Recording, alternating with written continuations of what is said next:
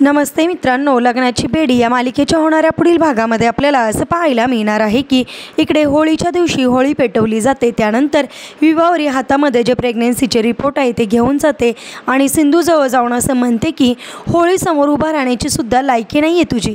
त्यानंतर राघव चिडतो आणि म्हणतो माइंड युअर लँग्वेज। त्यानंतर विभावरी म्हणते हिने जो पराक्रम केला आहे ना त्याच्यासाठी हे शब्दसुद्धा कमी पडतील। त्यावेळेस रुक्मिणी विभावरीला म्हणते नेमकं काय केलं आहे सिंधूनी।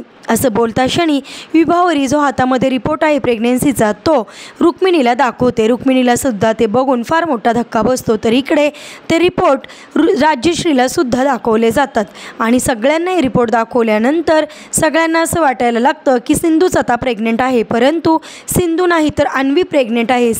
सत्य आता सिंधू कशा प्रकारे सगळ्यांसमोर आणणार आणि सत्य समोर आल्यानंतर रुक्मिणी कशा प्रकारे विभावरीचं थोबाड फोडत अन्वीला न्याय देणार हे पाहणे सुद्धा इंटरेस्टिंग ठरणार आहे।